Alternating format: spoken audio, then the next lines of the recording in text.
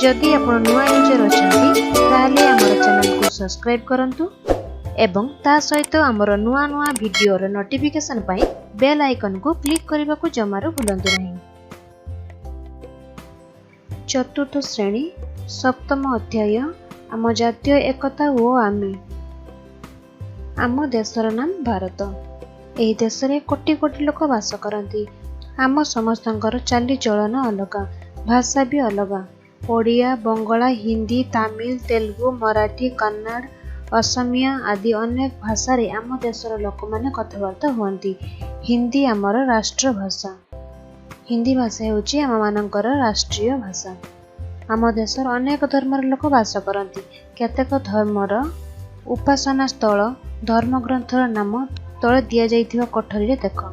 तो देख एटी धर्मर नाम, उपासना स्थल, धर्म ग्रंथर नाम कौन एथि दर्शा जाइछि। आम देश रे हिंदू, मुसलमान, क्रिश्चियन, सिख, बौद्ध धर्मर लोक माने बसवास करंती। हिंदू मानकर धर्म ग्रंथ हैला गीता, मुसलमान मानकर धर्म ग्रंथ हैला कुरान, क्रिश्चियन मानकर धर्म ग्रंथ हैला बाइबल, सिख मानकर धर्म ग्रंथ हैला ग्रंथ साहेब, बौद्ध मानकर ग्रंथ हैला त्रिपिटक। हिंदूर उपासना स्थल हैला मंदिर। हिंदू माने मंदिर को जाई उपासना करती। मुसलमान माने मस्जिद को जाई उपासना करती। क्रिश्चियन माने गिरजा को जाई उपासना करती। सिख माने गुरुद्वारा को जाई उपासना करती। बौद्ध माने बौद्ध विहार को जाई उपासना करती। जातीय एकता कौन चल जानिबा। तुमे आगरू जानिछ आम देशर जलवायु भूमि रूप भिन्न। सेथिपाई आमे खाद्य, पोशाक और वेशभूषा भिन्न भिन्न मते पिंधि थांती। किंतु आमे समस्त मिलिमिशि चलू। समस्तक सुख दुख रे भाग नेउ। पर्वपर्वाणी को एकाठी पाळू।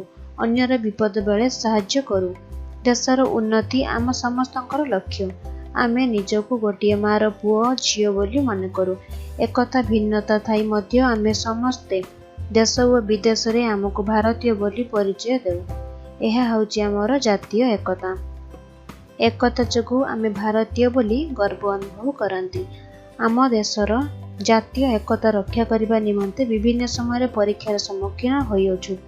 जेतेबेले इंग्रेज माने अतीत रे आम देश को शासन करुथिले, आमे महात्मा गांधी द्वारा एकजुट होई सेमानंक विरोध रे लड़िथिलु। सेमाने आम शक्ति, साहस और एकता निकट रे हार मानि गले। आम देश छाड़ी पळाई गले। आमे आम देशर शासन आम हाथ को नेलु और आमको निज इच्छा अनुसार शासन कलु। एपरी आमे एक स्वाधीन देशर नागरिक रूपे परिचित हेलु। सबुदिन पई आमे आम देशर स्वाधीनता को रक्षा करबा उचित। देश उन्नतिर मूल मंत्र हेउची लोकमानकर सहयोग और एकता। सबुदिन पई आमे आम देशर स्वाधीनता को रक्षा करबा उचित। देश उन्नतिर मूल मंत्र हेउची लोकमानकर सहयोग और जातीय एकता। तुमे जानिथिया स्वाधीनता संग्रामीकर नाम लेख। गोपबंधु दास,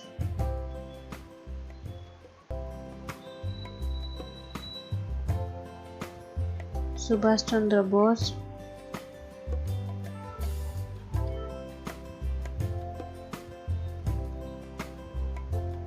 रमा देवी,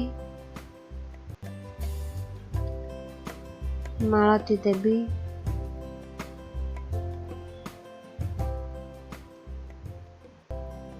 लक्ष्मण नायक,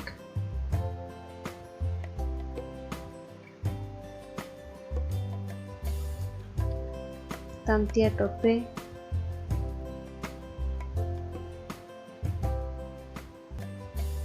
सुरेंद्र साय,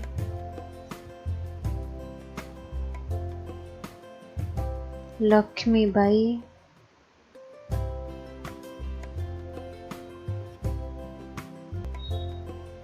चंदन हजूरी। एमाने होचंती आमर देशर स्वाधीनता संग्रामीकर नाम। बहु कष्ट रे आम देश और आम राज्यर स्वाधीनता संग्रामी माने आमको आम स्वाधीनता देइछंती। सबुदिन पई आमे आम देशर स्वाधीनता को रक्षा करबा उचित। सेतिपई आमको विभिन्न क्षेत्र रे आम देशर उन्नति करबाको पड़िबो।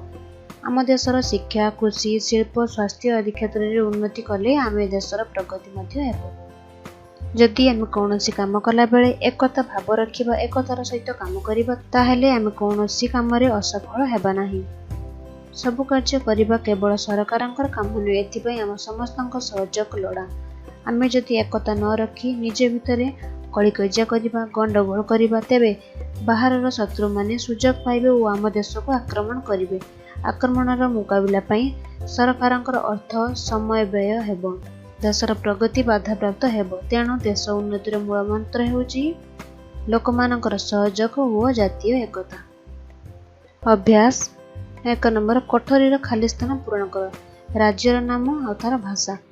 ଓଡ଼ିଶା, ଓଡ଼ିଶାର ଭାଷା ହେଲା ଓଡ଼ିଆ ଭାଷା। ଆନ୍ଧ୍ରପ୍ରଦେଶ, ଆନ୍ଧ୍ରପ୍ରଦେଶର ଭାଷା ହେଲା ତେଲୁଗୁ। ପଶ୍ଚିମବଙ୍ଗ ହେଲା ବଙ୍ଗଳା ଭାଷା। ତାମିଲନାଡୁ ତାମିଲ। କର୍ଣ୍ଣାଟକ କନ୍ନଡ଼ ଭାଷା। ଉତ୍ତରପ୍ରଦେଶ ହିନ୍ଦୀ।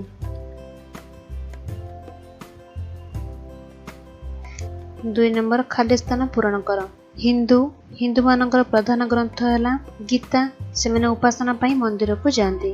ସେହିପରି ବୌଦ୍ଧ ବିହାର ଉପାସନା ପାଇଁ ଯାଆନ୍ତି। କେଉଁମାନେ ଯାଆନ୍ତି? ବୌଦ୍ଧମାନେ। ତାଙ୍କର ପ୍ରଧାନ ଗ୍ରନ୍ଥର ନାମ ହେଲା ତ୍ରିପିଟକ। ଶିଖ ମାନେ କୋଉଠିକୁ ଯାଆନ୍ତି? ଗୁରୁଦ୍ୱାର।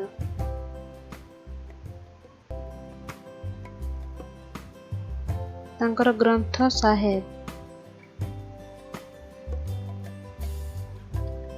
ଖ୍ରୀଷ୍ଟିଆନ ମାନେ ଗିର୍ଜାକୁ ଯାଆନ୍ତି। ଖ୍ରୀଷ୍ଟିଆନ ତାଙ୍କର ପ୍ରଧାନ ଗ୍ରନ୍ଥ ହେଲା ବାଇବେଲ। ମୁସଲମାନ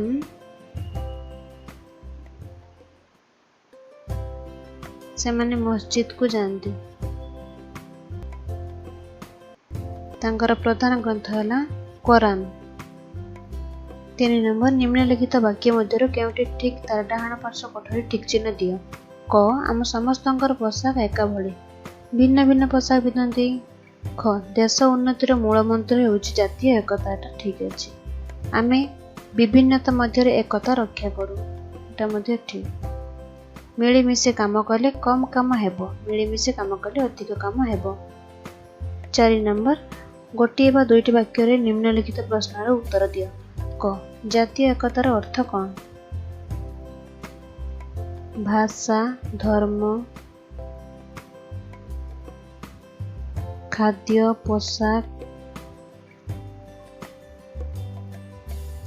ବେଶଭୂଷା ଓ ଚାଲିଚଳନ ଭିନ୍ନ ଭିନ୍ନ ହେଲେ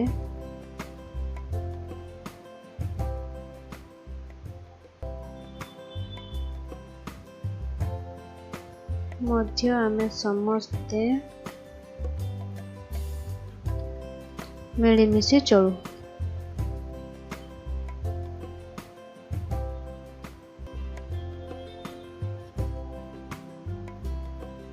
ଏକାଠି ପର୍ବପର୍ବାଣି ପାଳୁ।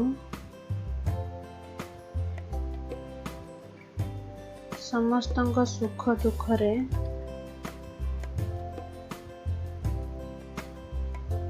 ଭାଗ ନେଉ।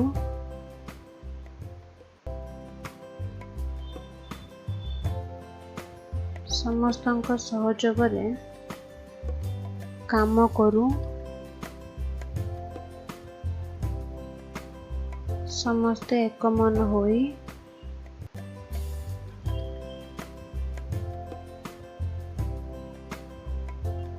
ଦେଶର ଉନ୍ନତି ପାଇଁ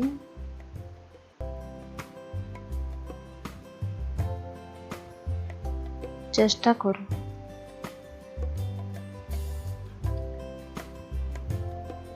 ନିଜକୁ ଭାରତ ମାତାର ସନ୍ତାନ ବୋଲି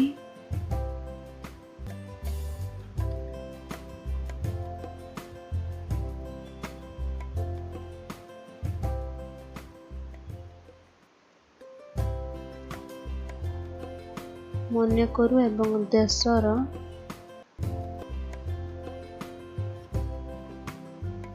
ବିଦେଶର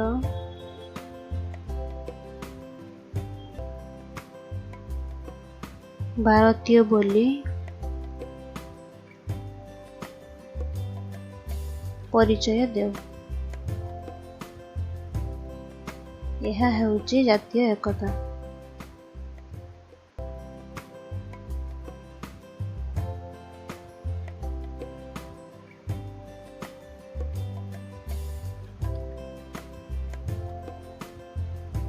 ଖ ମିଳିମିଶି କାମ ନ କଲେ ଦେଶର କି କ୍ଷତି ହେବ?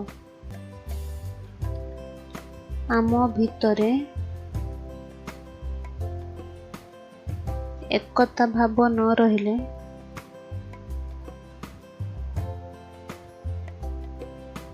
ବାହାରର ଶତ୍ରୁ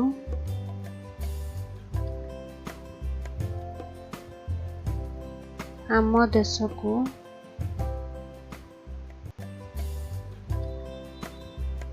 ଆକ୍ରମଣ କରିବେ। ଆକ୍ରମଣର ମୁକାବିଲା ପାଇଁ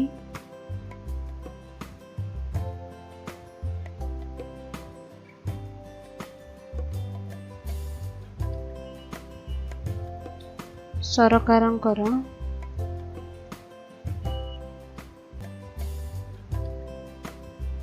ଅର୍ଥ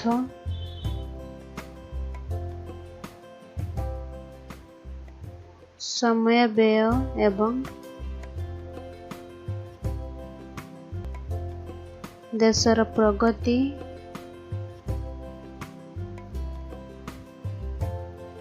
ବାଧାପ୍ରାପ୍ତ ହେବ। ଗ ଦେଶର ଉନ୍ନତି ପାଇଁ କ'ଣ କରିବା ଦରକାର? ଦେଶର ଉନ୍ନତି ପାଇଁ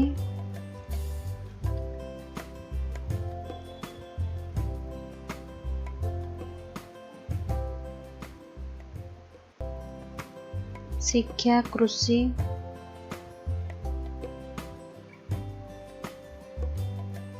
ଶିଳ୍ପ, ସ୍ୱାସ୍ଥ୍ୟ,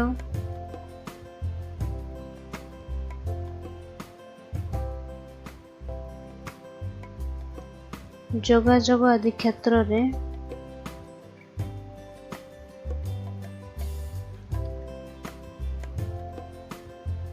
ଉନ୍ନତି ହେବା ଦରକାର।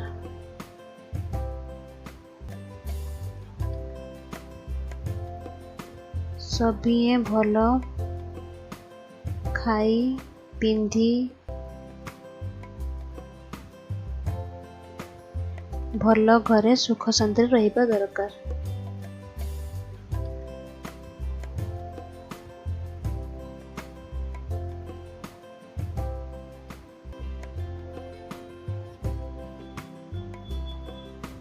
ପିଲାମାନେ ଏମିତି ବିଷୟଟିକୁ ପଢ଼ିଲେ ବିଷୟରେ ଥିବା ସମସ୍ତ ଜାତି ବିଷୟରେ ଆମେ ଜାଣିଲେ। ଏବେ ତୁମେମାନେ ଭିଡ଼ିଓଟିକୁ ବାରମ୍ବାର ଦେଖିବା, ବିଷୟବସ୍ତୁକୁ ଭଲ ଭାବରେ ଅଭ୍ୟାସ କରିବ। ଆମ ଦେଶର ସମ୍ବଳ, ପରିବେଶ ଓ ଅଧିବାସୀଙ୍କ ଜୀବନଧାରାରେ ବିବିଧତା ଓ ନିର୍ଭରଶୀଳତା। ଆସ ଆମ ଦେଶର ବିଭିନ୍ନ ସମ୍ବଳ ବିଷୟରେ ଜାଣିବା।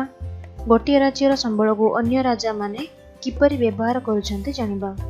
ସମସ୍ତ ଖଣିଜ ପଦାର୍ଥ ଓଡ଼ିଶାରେ ମିଳେ ନାହିଁ। ସେଗୁଡ଼ିକୁ ଅନ୍ୟ ରାଜ୍ୟରୁ ଆଣି ଆମେ ଆମର ଆବଶ୍ୟକତା ପୂରଣ କରୁ। ସେହିପରି ଆମ ରାଜ୍ୟ ଭଳି ଆମ ଦେଶର ଅନ୍ୟାନ୍ୟ ରାଜ୍ୟରେ ମଧ୍ୟ ସବୁ ପ୍ରକାର ଖଣିଜ ପଦାର୍ଥ ମିଳେ ନାହିଁ। ସେମାନେ ଆମ ରାଜ୍ୟରୁ ଖଣିଜ ପଦାର୍ଥ ନିଅନ୍ତି। ଓଡ଼ିଶାରେ କୋଇଲା ମିଳେ, ମାତ୍ର ଆନ୍ଧ୍ରପ୍ରଦେଶ ଓ ଉତ୍ତରପ୍ରଦେଶରେ କୋଇଲା ମିଳେ ନାହିଁ। ତେଣୁ ସେ ସବୁ ରାଜ୍ୟର କଳକାରଖାନା ଚଳାଇବାକୁ ଓଡ଼ିଶା, ବିହାର, ପଶ୍ଚିମବଙ୍ଗରୁ କୋଇଲା ନିଆଯାଇଥାଏ। ରାଜସ୍ଥାନରେ ଜଙ୍ଗଲ ନାହିଁ, ତେଣୁ ସେଠାରେ କାଠ ମିଳେ ନାହିଁ। ମଧ୍ୟପ୍ରଦେଶ, ଉତ୍ତରପ୍ରଦେଶ ଓ ଓଡ଼ିଶା ଓ ଆସାମ ଭଳି ଅଧିକ ଜଙ୍ଗଲ ଥିବା ରାଜ୍ୟ ରାଜସ୍ଥାନକୁ କାଠ ଯୋଗାଇଥାନ୍ତି। ରାଜସ୍ଥାନ ଓ ବିହାରରେ ତମ୍ବା ମିଳେ, କିନ୍ତୁ ଓଡ଼ିଶାରେ ତମ୍ବା ମିଳେ ନାହିଁ।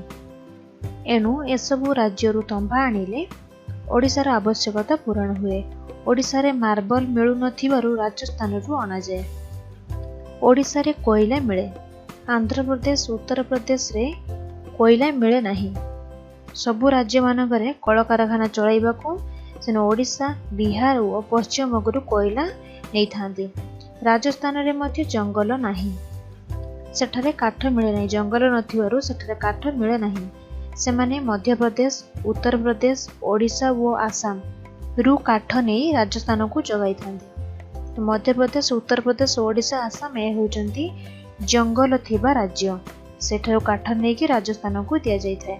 ରାଜସ୍ଥାନ ଓ ବିହାରରେ ତମ୍ବା ମିଳେ, କିନ୍ତୁ ଓଡ଼ିଶାରେ ତମ୍ବା ମିଳେ ନାହିଁ। ଓଡ଼ିଶାରେ ମାର୍ବଲ ମଧ୍ୟ ମିଳେ ନାହିଁ, ତାହା ରାଜସ୍ଥାନରୁ ଅଣାଯାଇଥାଏ। ଓଡ଼ିଶାର ବାଲିମେଳାଠାରେ ଜଳ ବିଦ୍ୟୁତ କେନ୍ଦ୍ର ଅଛି। ଏଥିରୁ ଉତ୍ପାଦିତ ବିଦ୍ୟୁତ ଶକ୍ତି ଆନ୍ଧ୍ରପ୍ରଦେଶ ତଥା ଅନ୍ୟ ରାଜ୍ୟକୁ ଯୋଗାଇ ଦିଆଯାଏ। ତାଳଚେରର ତାପଜ ବିଦ୍ୟୁତ କେନ୍ଦ୍ରରୁ ଉତ୍ପନ୍ନ ବିଦ୍ୟୁତ ଶକ୍ତିକୁ ମଧ୍ୟ ଅନ୍ୟ ରାଜ୍ୟକୁ ଯୋଗାଇ ଦିଆଯାଉଛି।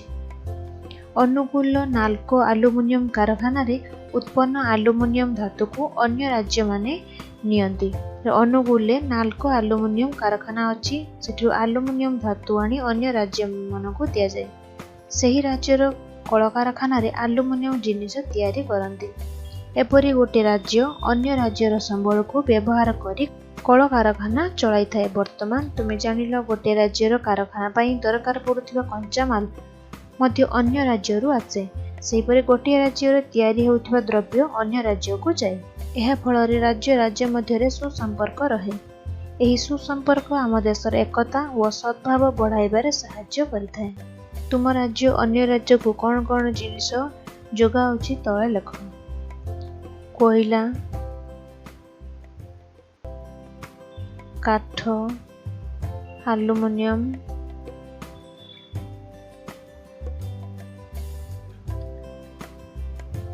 ଲୁହାପଥର,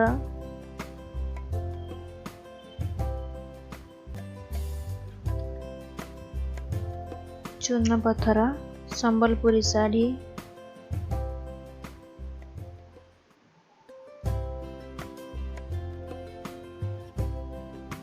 ଚାନ୍ଦୁଆ, ବକ୍ସାଇଟ୍,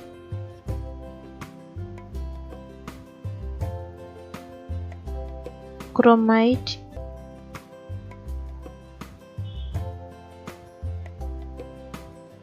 ଖାଦ୍ୟଶସ୍ୟ କ୍ଷେତ୍ରରେ ମଧ୍ୟ ଗୋଟିଏ ରାଜ୍ୟ ଅନ୍ୟ ରାଜ୍ୟ ଉପରେ ନିର୍ଭର କରିଥାଏ। ଉଦାହରଣ ସ୍ୱରୂପ ଓଡ଼ିଶାରେ ଧାନ ଚାଷ ଅଧିକ ହୁଏ, କିନ୍ତୁ ଗହମ ଖୁବ୍ କମ୍ ଚାଷ ହୁଏ। ପଞ୍ଜାବ ଓ ହରିୟାଣାରେ ବହୁତ ଗହମ ଚାଷ ଉତ୍ପାଦିତ ହୁଏ, ତେଣୁ ସେଠାରୁ ବଳକା ଗହମ ଓଡ଼ିଶା ଓ ପଶ୍ଚିମବଙ୍ଗ ପାଇଁ ପଠାଯାଏ। ପଞ୍ଜାବ ଓ ହରିୟାଣାରୁ ଓଡ଼ିଶା ଓ ପଶ୍ଚିମବଙ୍ଗକୁ ଗହମ ପଠାଯାଏ।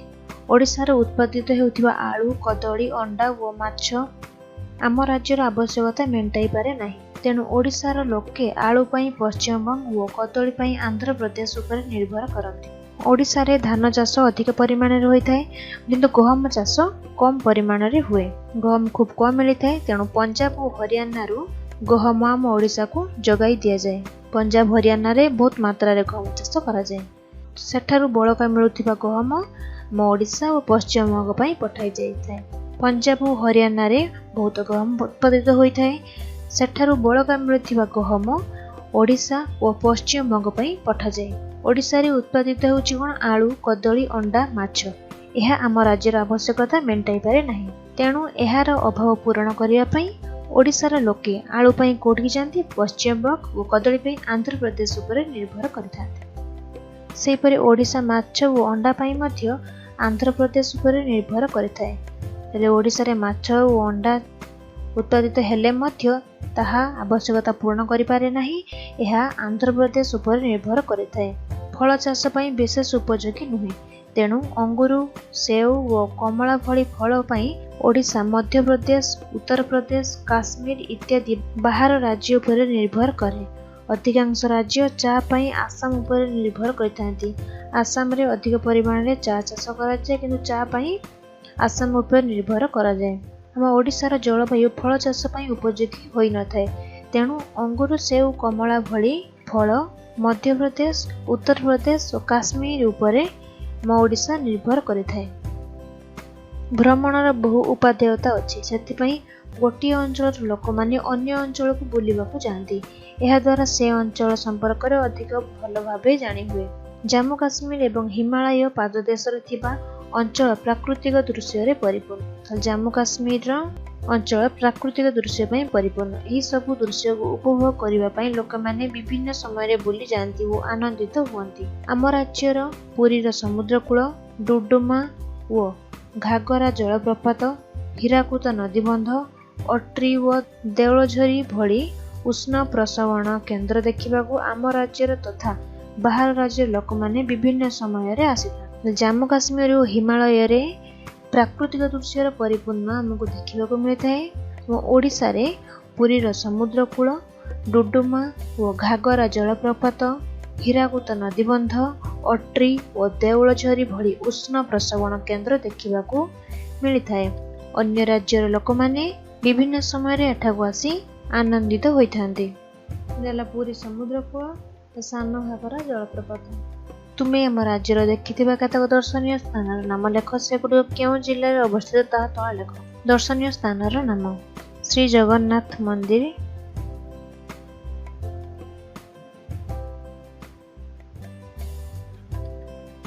ଏହା ପୁରୀ ଜିଲ୍ଲାରେ ଅବସ୍ଥିତ। ଘାଗରା ଜଳପ୍ରପାତ,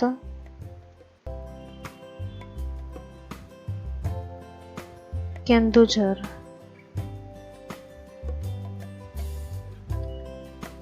ଆମ ଦେଶର ଭିନ୍ନ ଭିନ୍ନ ଅଞ୍ଚଳରେ ଭିନ୍ନ ଭିନ୍ନ ଶିଳ୍ପ କଳକାରଖାନା ଗଢ଼ା ହୋଇଥାଏ। ଅନ୍ୟ ଅଞ୍ଚଳର ଲୋକମାନେ ବାଣିଜ୍ୟ ବ୍ୟବସାୟ ବା ଚାକିରି କରିବା ଉଦ୍ଦେଶ୍ୟରେ ସେଠାକୁ ଯାଇଥାନ୍ତି। ତୁମେ ଶୁଣିଥିବ ଆମ ରାଜ୍ୟର ବହୁତ ଲୋକ କୋଲକାତା, ସୁରତ, ଗୁଜରାଟ, ମୁମ୍ବାଇ ଆଦି ସହରରେ କଳକାରଖାନାରେ କାମ କରନ୍ତି। ଅନ୍ୟ ରାଜ୍ୟର ଲୋକମାନେ ମଧ୍ୟ କାମ କରିବା ପାଇଁ ଆମ ରାଜ୍ୟକୁ ଆସନ୍ତି। ଏହା ଫଳରେ ବିଭିନ୍ନ ରାଜ୍ୟର ଲୋକମାନଙ୍କ ମଧ୍ୟରେ ମିଳାମିଶା ବଢ଼ିଥାଏ। ସେମାନଙ୍କ ମଧ୍ୟରେ ବନ୍ଧୁତା ସୃଷ୍ଟି ହୁଏ, ସ୍ନେହ, ଆଦର ଓ ସଦ୍ଭାବ ବଢ଼ିଥାଏ। ପରସ୍ପର ମଧ୍ୟରେ ନିଜର ମତାମତ, ବିଚାରଧାରାର ଆଦାନ ପ୍ରଦାନ ସୁଯୋଗ ମିଳେ। ସେମାନେ ଅନ୍ୟ ରାଜ୍ୟର ପର୍ବପର୍ବାଣୀରେ ମଧ୍ୟ ଯୋଗଦାନ କରିଥାନ୍ତି। ଏହା ଫଳରେ ଲୋକମାନଙ୍କ ଭିତରେ ଏକତା ଓ ସମ୍ପର୍କ ବଢ଼େ। ଏସବୁ କାର୍ଯ୍ୟ ଆମ ଜାତୀୟ ଓ ଏକତା ରକ୍ଷା କରିବାରେ ସାହାଯ୍ୟ କରିଥାଏ। ହେଲେ ଆମ ଦେଶର ଭିନ୍ନ ଭିନ୍ନ ଅଞ୍ଚଳ ଅଛି, ଭିନ୍ନ ଭିନ୍ନ ଶିଳ୍ପ କଳକାରଖାନା ମାନ ମଧ୍ୟ ଗଢ଼ାଯାଇଛି।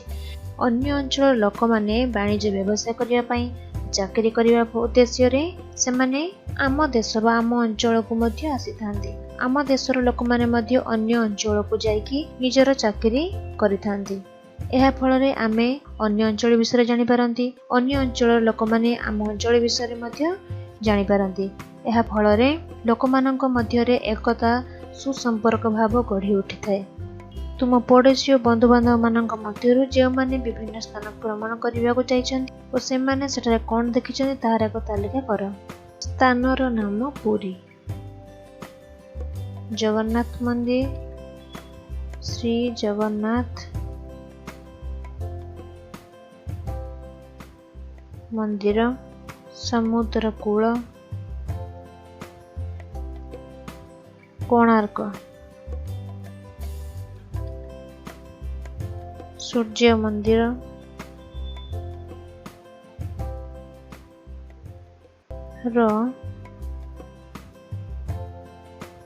ପଥରର ବିଭିନ୍ନ ସୂକ୍ଷ୍ମ କାରୁକାର୍ଯ୍ୟ।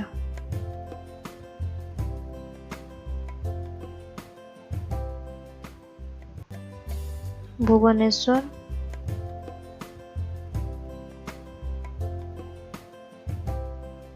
ଲିଙ୍ଗରାଜ ମନ୍ଦିର, ରାଜାରାଣୀ ମନ୍ଦିର,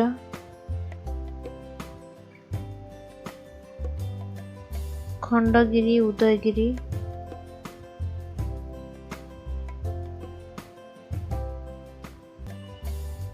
ପାରାଦୀପ, ବନ୍ଦର ଜାହାଜ,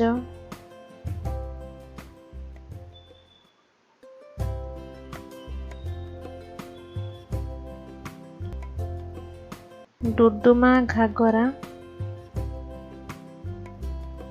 ଜଳପ୍ରପାତ। ଆମର ସାମାଜିକ ଚଳଣି ଭିନ୍ନ। ବାପା, ମା ଓ ଅଭିଭାବକମାନେ ଆମକୁ ପାଳି ପୋଷି ବଡ଼ କରିଥାନ୍ତି। ଆମେ ପାଠ ପଢ଼ୁ, ପଢ଼ା ସରିଲେ ରୋଜଗାର ପାଇଁ କାମ କରୁ, ଗୁରୁଜନଙ୍କୁ ଭକ୍ତି କରୁ, ସାନ ଭାଇ ଭଉଣୀଙ୍କୁ ଆଦର କରୁ, ଆମ ପରିବାରର ବୟସ୍କ ଲୋକଙ୍କ ଯତ୍ନ ନେଉ, ଅତିଥିଙ୍କ ସେବା କରୁ, ବିପଦରେ ପଡ଼ିଥିବା ଲୋକଙ୍କୁ ସାହାଯ୍ୟ କରୁ। ଏ ପ୍ରକାର ଚାଲିଚଳଣି ଆମ ଦେଶର ସବୁ ରାଜ୍ୟରେ ଦେଖିବାକୁ ମିଳେ। ଘରେ ଗୁରୁଜନମାନଙ୍କୁ ବିଭିନ୍ନ କାମରେ ସାହାଯ୍ୟ କରିବା ଦ୍ୱାରା ଆମ ମନରେ କର୍ମ ପ୍ରତି ସମ୍ମାନ ବଢ଼ିଥାଏ। ଘରେ ଛୁଟି ଦିନରେ କି କାମରେ ଗୁରୁଜନଙ୍କୁ ସାହାଯ୍ୟ କର ତାହାର ଏକ ତାଲିକା କର। କାହାକୁ କେଉଁ କାମରେ बापा छुट्टी दिन कौन करती बगीचा काम करती, सौदापत्र किणा करती। माँ कौन करती घर काम और रोषेई काम करती। बड़ भाई बा सान भाई कौन करती पाठ पढ़ाती। बड़ भौणी सान भौणी करती पाठ पढ़ा सहित घर सफा मध्य करिथांती। जेजे बापा जेजे माँ माने बलहाक सेवा शुश्रूषा में करिथांती। अन्य सदस्य जदि कई थांती सेमाने मध्य घर और बाहर काम मध्य करिथांती। आम देशर लोके विभिन्न भाषा कथा हुअन्ति। भाषा भिन्न हेले भी आम देशर लोकमानंकर भावर आदान प्रदान रे असुविधा हुए नहीं। सेथिबाई आम राष्ट्रभाषा और अन्यान्य भाषा साहाय्य करे। आम राष्ट्रभाषा हिंदी। प्राय सब राज्य लोके भात और रुटी डाली तरकारी खाई थांती। तेणु आम देशर विभिन्न अंचल लोकमानंकर भाषा खाद्य पोशाक और चालीचलन और पर्वपर्वाणी रे विभिन्नता सत्वे केतेक सामंजस्य मध्य थाए। एसबु भावगत एकता प्रतिष्ठा दिगरे सहायक होइथाए। तेणु लोकमाने निजेकु अन्य ठारु अलगा भावन्ति नाही। समस्ते समस्तंको साहाय्य करन्ति। तेणु गोटे राज्यर लोक अन्य एक राज्य रे अधिक सुविधा रे चली पारन्ति। तले आमे भिन्न भिन्न भाषा रे मध्य कथा ही पारन्ति। आम राज्यर लोक माने भात डाली रुटी तरकारी खाती। अन्य राज्यर लोक मानकर खाद्य मध्य किंचित सामंजस्य थाए। आमे समस्त को साहाय्य करन्ति। गोटे राज्यर लोक अन्य एक राज्य रे सुविधा रे चली थाए। अभ्यास 1 नंबर तଳେ दिया सारणी रे राज्य मानकर मुख्य फसल लेख। राज्य मुख्य फसल पंजाब। पंजाब रे गहम चाष हुए। आंध्र प्रदेश रे कदली धान चाष हुए। आसाम रे चा चाष हुए। ओडिशा रे धान चाष हुए। 2 नंबर गोटे बा दुईटी वाक्यर उत्तर दियो। क आम राज्य अन्य राज्य को कि संबल जोगाए। आम राज्य अन्य राज्य को कोयला लुहा पत्थर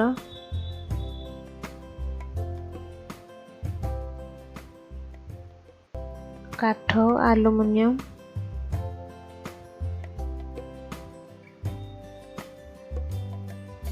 जल विद्युत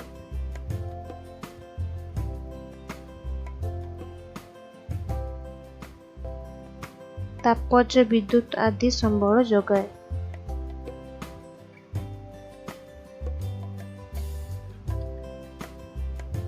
ख आम राज्य रे कम उत्पादित खाद्य शस्यर भरणा किपरि हुए।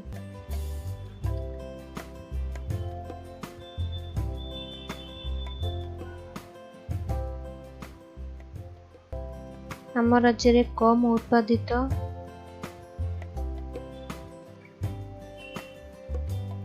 खाद्य शस्यर भरणा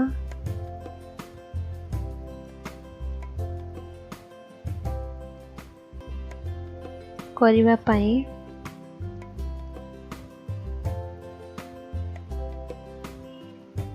सही खाद्य शस्य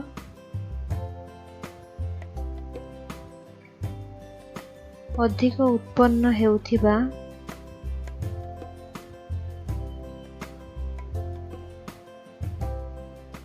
राज्यरू आमदानी करा जायथाय।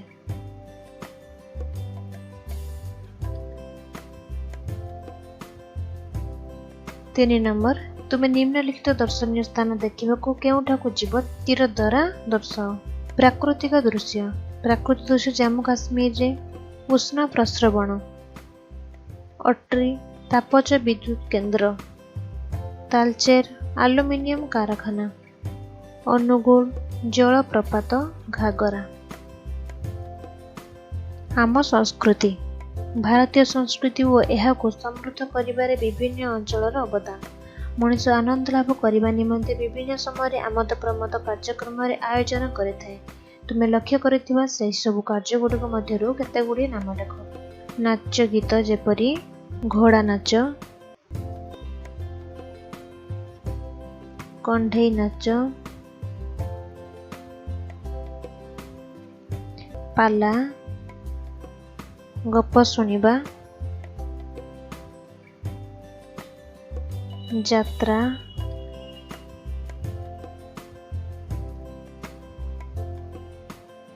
ବଗିଚାରେ ଗଛ ଲଗାଇବା। ଆମେ ପୂର୍ବ ଅଧ୍ୟାୟରେ ଆମ ଦେଶର ସଂସ୍କୃତି ଓ ସାଂସ୍କୃତିକ ଜୀବନର ବିଭିନ୍ନ ଦିଗ ଯଥା ସଙ୍ଗୀତ, କଳା, ଭାସ୍କର୍ଯ୍ୟ ସମ୍ପର୍କରେ ଆଲୋଚନା କଲେ। ଆସ ଆମ ସଂସ୍କୃତିକୁ ସମୃଦ୍ଧ କରିବାରେ କିପରି ଆମ ଦେଶର ବିଭିନ୍ନ ଅଞ୍ଚଳର କ'ଣ ଅବଦାନ ରହିଛି ସେ ସମ୍ପର୍କରେ ଅଧିକ ଜାଣିବା। ଚିତ୍ର ଆଙ୍କିବା ଏକ କଳା।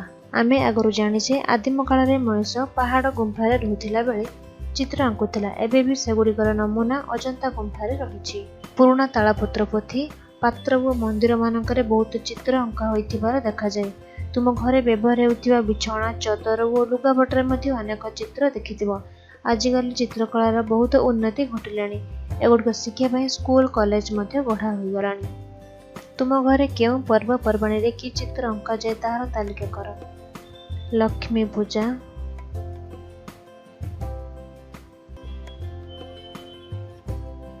ଲକ୍ଷ୍ମୀ ପୂଜାରେ ଚିତା କଟାଯାଏ।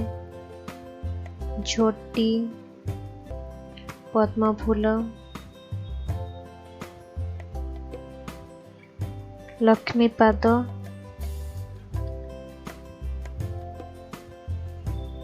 ଧାନ କେଣ୍ଡା, ଦଶହରା। ଦଶହରାରେ ଝୋଟି, ଚିତା, ଗେରୁ ମାଟିରେ ଚିତ୍ର।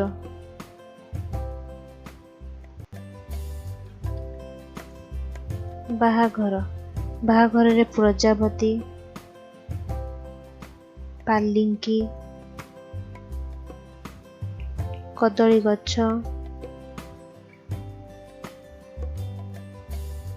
ହାତୀ, ପୂର୍ଣ୍ଣକୁଣ୍ଡ, ପୂର୍ଣ୍ଣକୁମ୍ଭ, ବରକନ୍ୟା। ସାହିତ୍ୟ, ବହୁ କବି, ଲେଖକ, ଗାଳ୍ପିକ ଆଦି ଆମ ଦେଶର ସାହିତ୍ୟକୁ ସମୃଦ୍ଧ କରିଛନ୍ତି। ଋଗ୍ବେଦ ଆମର ପ୍ରଥମ ଗୀତ ବହି। ମହାଭାରତ ଓ ରାମାୟଣ ଗୀତରେ ଲେଖା ହୋଇଛି। ଋଗ୍ବେଦ ଆମର ପ୍ରଥମ ଗୀତ ବହି। ଏହା ମହାଭାରତ ଓ ରାମାୟଣରେ ମଧ୍ୟ ଲେଖା ହୋଇଛି। ଆହୁରି ଅନେକ ପୁରାଣ ମଧ୍ୟ ଅଛି। ଓଡ଼ିଆ, ହିନ୍ଦୀ, ବଙ୍ଗଳା ଇତ୍ୟାଦି ବିଭିନ୍ନ ଭାଷାରେ ବହୁ ଗପ, ଗୀତ, ପ୍ରବନ୍ଧ, ଉପନ୍ୟାସ ଓ ନାଟକ ଲେଖା ହୋଇଛି। ଏଗୁଡ଼ିକ ପଢ଼ି ଆମେ ନୀତି ଶିକ୍ଷା ଓ ଆନନ୍ଦ ପାଉ। ତାମିଲ କବି ଥିରୁବଲ୍ଲୁବରଙ୍କ କବିତା, ହିନ୍ଦୀ ଭାଷାରେ ତୁଳସୀଦାସଙ୍କ ରାମାୟଣ, ଓଡ଼ିଆ କବି ଉପେନ୍ଦ୍ର ଭଞ୍ଜଙ୍କ ବୈଦେହୀଶ ବିଳାସ ସମସ୍ତେ ପଢ଼ିବାକୁ ଭଲ ପାଆନ୍ତି। ସଂସ୍କୃତ ଭାଷାରେ ମହାକବି କାଳିଦାସ ଲେଖିଥିବା କାବ୍ୟ ଓ ନାଟକର ବର୍ଣ୍ଣନା ସମସ୍ତଙ୍କୁ ଆନନ୍ଦ ଦିଏ। ବିଶ୍ୱକବି ରବୀନ୍ଦ୍ରନାଥ ଠାକୁର ବଙ୍ଗଳା ଭାଷାରେ ଗୀତାଞ୍ଜଳି କବିତା ଲେଖି ନୋବେଲ ପୁରସ୍କାର ପାଇଛନ୍ତି। ଏହା ସାରା ପୃଥିବୀବାସୀଙ୍କୁ ଆନନ୍ଦ ଦେଉଛି। ଅନ୍ୟ ଭାଷାର ଲେଖାକୁ ପଢ଼ିବା ଦ୍ୱାରା ଓ ଆଦର କରିବା ଦ୍ୱାରା ଆମ ଦେଶର ଏକତା ଓ ସଦ୍ଭାବ ବଢ଼ୁଛି। କବି, ଲେଖକ, ଗାଳ୍ପିକ ମାନଙ୍କ ଦ୍ୱାରା ଆମ ଦେଶର ସାହିତ୍ୟର ସମୃଦ୍ଧି ଘଟିଛି। ଋଗ୍ବେଦ ହେଉଛି ଆମର ପ୍ରଥମ ଗୀତ। ଏହି ଗୀତ ମହାଭାରତ, ରାମାୟଣରେ ମଧ୍ୟ ଲେଖା ହୋଇଛି। ଓଡ଼ିଆ, ହିନ୍ଦୀ, ବଙ୍ଗଳା ଏହିପରି ଅନେକ ଭାଷାରେ ବହୁତ ଗୁଡ଼ିଏ ଗପ, ଗୀତ, ପ୍ରବନ୍ଧ, ଉପନ୍ୟାସ ଓ ନାଟକ ମଧ୍ୟ କବିମାନେ ଲେଖିଛନ୍ତି। ତାମିଲ କବି ଥିରୁବଲ୍ଲୁବରଙ୍କର ସେ କବିତା ଲେଖିଛନ୍ତି। ହିନ୍ଦୀରେ ଲେଖିଛନ୍ତି ତୁଳସୀଦାସ ରାମାୟଣ। ଓଡ଼ିଆରେ କବି ଉପେନ୍ଦ୍ର ଭଞ୍ଜ ଲେଖିଛନ୍ତି ବୈଦେହୀଶ ବିଳାସ। ସଂସ୍କୃତ ଭାଷାରେ ମହାକବି କାଳିଦାସ ଲେଖିଥିବା କାବ୍ୟ ଓ ନାଟକର ବର୍ଣ୍ଣନା ଆମ ସମସ୍ତଙ୍କୁ ଏହା ଆନନ୍ଦିତ କରିଥାଏ। ବିଶ୍ୱକବି ରବୀନ୍ଦ୍ରନାଥ ଠାକୁର ବଙ୍ଗଳା ଭାଷାରେ ଲେଖିଥିଲେ ଗୀତାଞ୍ଜଳି। ଗୀତାଞ୍ଜଳି ଲେଖି ସେ ନୋବେଲ ପୁରସ୍କାର ମଧ୍ୟ ପାଇଛନ୍ତି।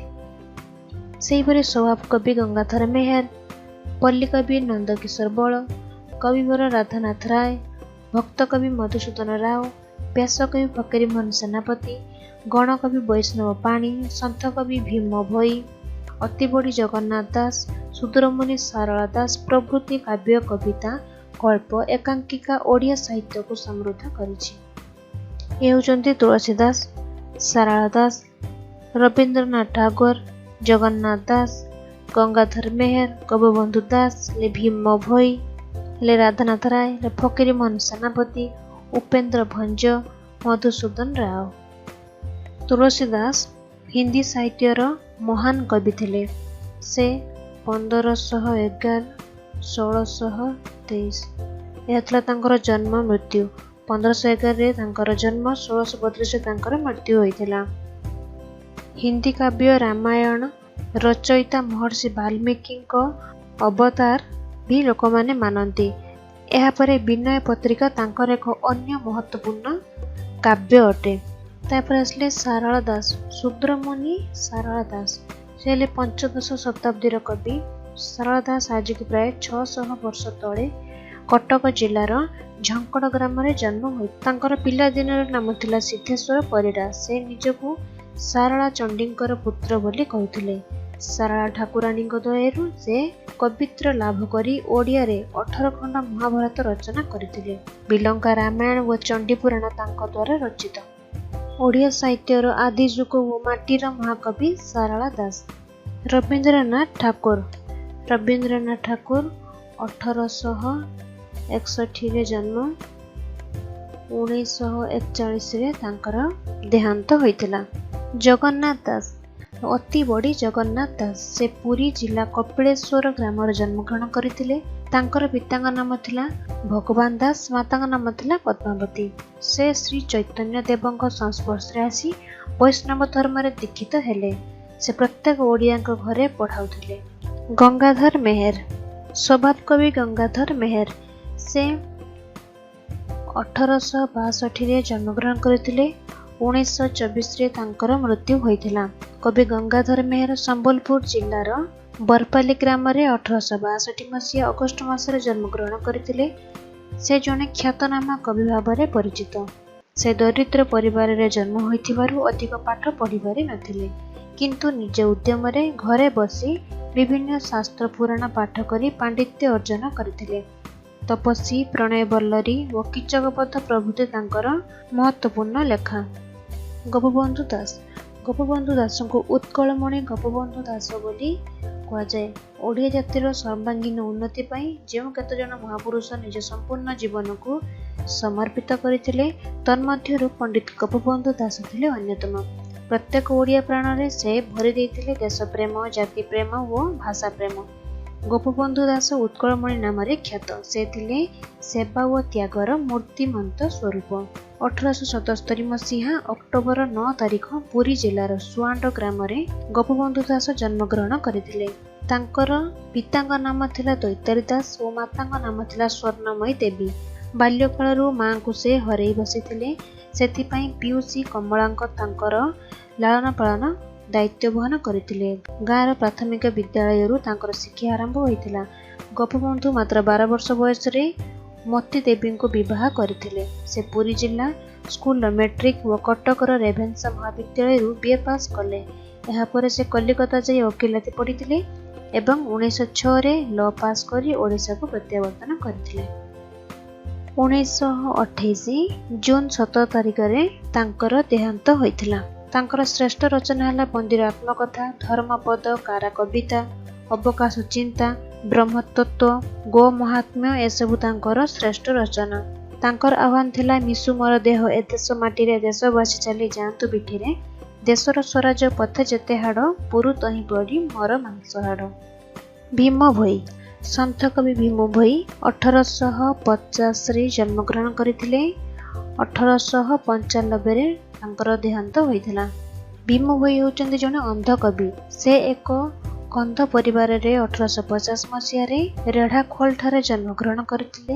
ସେ ହିନ୍ଦୁ ଧର୍ମରେ ଥିବା କୁସଂସ୍କାର, ମୂର୍ତ୍ତି ପୂଜା, ଜାତିଭେଦ ଓ ପଶୁବୋଜି ପ୍ରଥା ପ୍ରଭୃତିକୁ ନାପସନ୍ଦ କରୁଥିଲେ।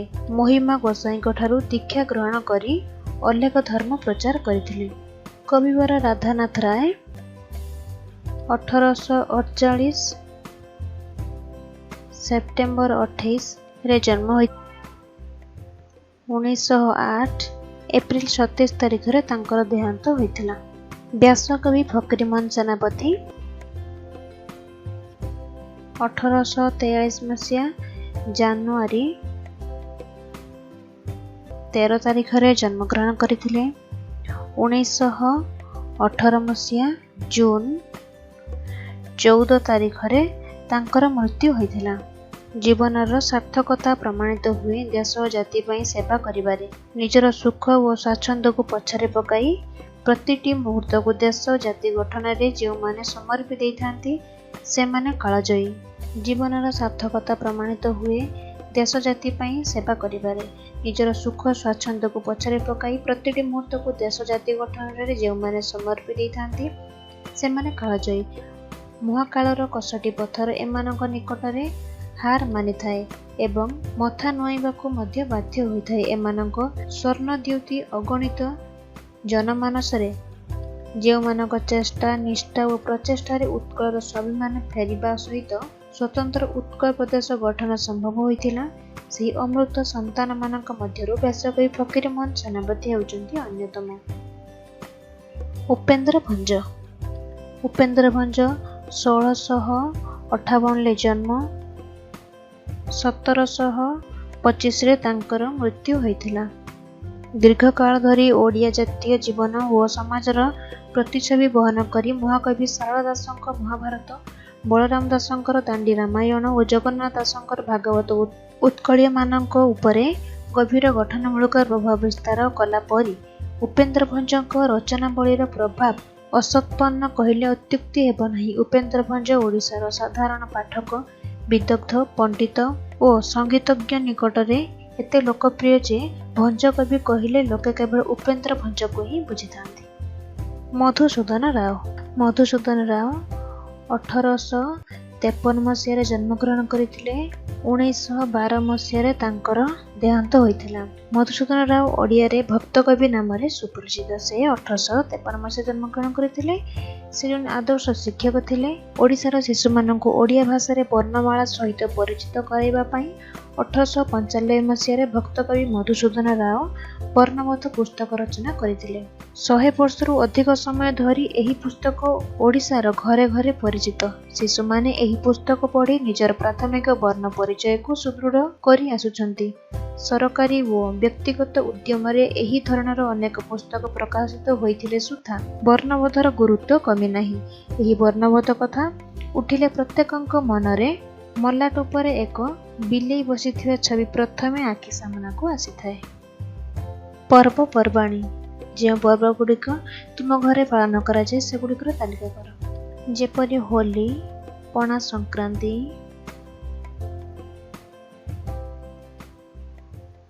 ରଜ ସଂକ୍ରାନ୍ତି,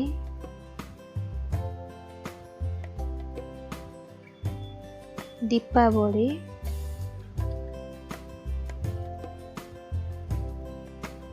ଜାଗର ପର୍ବ। ସବୁ ରାଜ୍ୟର ଲୋକେ ନାନା ପ୍ରକାର ପର୍ବପର୍ବାଣୀ ପାଳନ କରିଥାନ୍ତି। ସ୍ୱାଧୀନତା ଦିବସ, ସାଧାରଣତନ୍ତ୍ର ଦିବସ ଓ ଗାନ୍ଧୀ ଜୟନ୍ତୀ ଆମ ଦେଶର ସବୁ ଅଞ୍ଚଳରେ ପାଳନ କରାଯାଏ। ଏହିସବୁ ପର୍ବ ହେଉଛି ଆମର ଜାତୀୟ ପର୍ବ। ଓଡ଼ିଶାର ରଥଯାତ୍ରା, ପଞ୍ଜାବର ବୈଶାଖୀ, ଆନ୍ଧ୍ରପ୍ରଦେଶ ଓ ତାମିଲନାଡୁର ପୋଙ୍ଗଲ, ଆସାମର ବିହୁ, ମହାରାଷ୍ଟ୍ରର ଗଣେଶ ପୂଜା ଏବଂ ପଶ୍ଚିମବଙ୍ଗର ଦୁର୍ଗା ପୂଜା ଆନନ୍ଦ ଉଲ୍ଲାସରେ ପାଳନ କରାଯାଏ। ଆମ ଦେଶର ଇଦ୍, ମହରମ, ଖ୍ରୀଷ୍ଟମାସ, ବୁଦ୍ଧ ପୂର୍ଣ୍ଣିମା ଇତ୍ୟାଦି ପର୍ବ ମଧ୍ୟ ପାଳନ କରାଯାଏ। ଏହିସବୁ ପର୍ବପର୍ବାଣୀ ପାଳନ ସମୟରେ ସେ ରାଜ୍ୟରେ ଥିବା ଅନ୍ୟ ରାଜ୍ୟର ଲୋକେ ମଧ୍ୟ ପାଳନ କରିଥାନ୍ତି। ଏହା ଫଳରେ ବିଭିନ୍ନ ଧର୍ମର ଓ ରାଜ୍ୟର ଲୋକମାନଙ୍କ ମଧ୍ୟରେ ଉତ୍ତମ ବୁଝାମଣା ହୋଇଥାଏ। ଏହି ଉତ୍ତମ ବୁଝାମଣା ଆମ ଜାତୀୟ ଏକତାକୁ ଅଧିକ ମଜବୁତ କରିଥାଏ। ଅନ୍ୟ କୌଣସି ଧର୍ମର ପିଲା ତୁମ ଶ୍ରେଣୀରେ ପଢ଼ୁଥିଲେ ପର୍ବପର୍ବାଣୀର ସମ୍ପର୍କରେ ସେମାନଙ୍କଠାରୁ ତଥ୍ୟ ସଂଗ୍ରହ କର। ଯେକୌଣସି ଗୋଟିଏ ପର୍ବ ବିଷୟରେ 5 ଧାଡ଼ିରେ ଲେଖ। କାର୍ତ୍ତିକ ମାସରେ ଓଡ଼ିଶାରେ ଏକ ମୁଖ୍ୟ ପର୍ବ ଭାବେ ଦୀପାବଳି ପର୍ବ ପାଳନ କରାଯାଏ।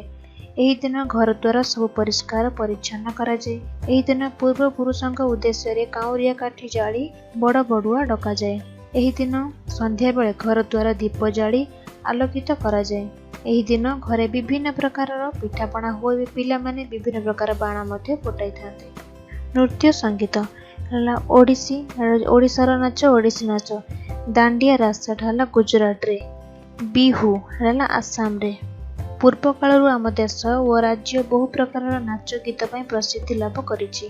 ଆମ ରାଜ୍ୟର ଓଡ଼ିଶୀ, ଛଉ ନୃତ୍ୟ, ଚମ୍ପୁ ଗୀତ, କେରଳର କଥାକଳି ନାଚ, ଉତ୍ତରପ୍ରଦେଶର ରାମ ଓ କଥକ ନାଚ, ହିନ୍ଦୁସ୍ତାନୀ ସଙ୍ଗୀତ, ଆସାମର ବିହୁ, ରାଜସ୍ଥାନର ଘୁମରା, ଗୁଜୁରାଟର ଗରବା, ପଞ୍ଜାବର ଭାଙ୍ଗଡ଼ା ନାଚ, ମଣିପୁରର ମଣିପୁରୀ ନୃତ୍ୟ, ମଧ୍ୟପ୍ରଦେଶର मढ़ई नाच अति जनप्रिय और आनंददायक। राज्यर नाम देछि तांको नृत्य। ओडिशार जेपरि छौ, केरल रे सेपरि कथकली।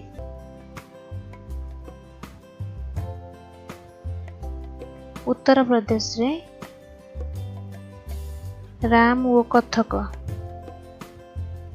राजस्थान रे घुमरा नाच। गुजरात रे गरबा। तुम अंचल लोकप्रिय नृत्य संपर्क में तल कठोर लेख। ओडिशार प्रसिद्ध लाभ करथिबा ओडिसी नृत्य बहु पुरातन। कोटिपुआ नाच और मंदिर रे पूर्व काल रे प्रचलित हेउथिबा देवदासी नाचर संस्कृत रूप। पूर्वे ओडिया चंपू गीत को आधार करी गोटिपुआ नाच हेउथिला बेले एबे ओडिसी संगीत को आधार करी ओडिसी नृत्य हेउछि। तुम अंचल थिबा उपासना स्थल गुड़िकर नाम लेख। मंदिर मंदिर है कटकचंडी मंदिर, गड़चंडी मंदिर, काली मंदिर, अमरेश्वर शिव मंदिर, पंचमुखी हनुमान मंदिर, दलमुंडाई और चांदनी चौकर जगन्नाथ मंदिर इत्यादि प्रसिद्ध अटे। गिरजा बाप्टिस्ट चर्च, कैथोलिक चर्च, मस्जिद कदमरसोल मस्जिद, गुरुद्वारा दांतुन साहेब गुरुद्वारा। आम पूर्वपुरुष माने अनेक कीर्ति स्तंभ गढ़ी जाइछन्ति। सेगुड़िक मध्य मंदिर, मस्जिद, कोठाबाड़ी स्तंभ, गुंफा आदि प्रधान।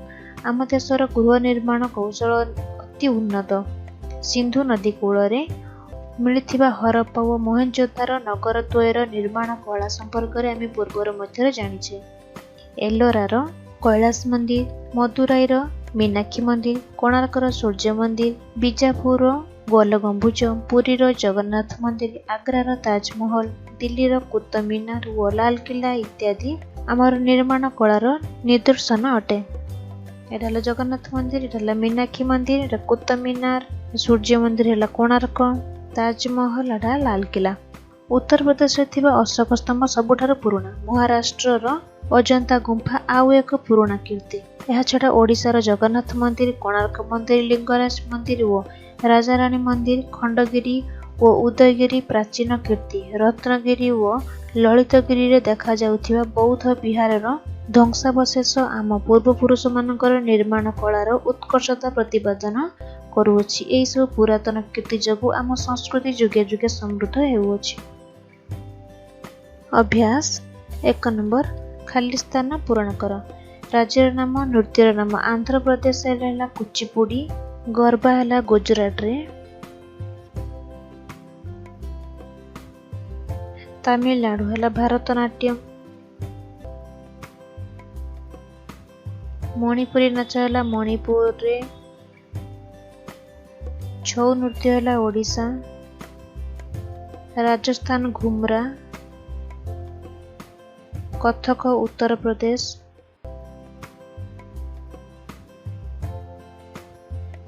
पंजाब रे भांगड़ा, ओडिशा रे ओडिसी। 2 नंबर निम्नलिखित प्राचीन कीर्ति गुड़िक पाखरे स्थान नाम लेख। जेपरि जगन्नाथ मंदिर पुरी, एलोरा गुंफा महाराष्ट्र, कुतुब मीनार है दिल्ली, ताजमहल आग्रा, बौद्ध विहार रत्नगिरी, अशोक स्तंभ उत्तर प्रदेश,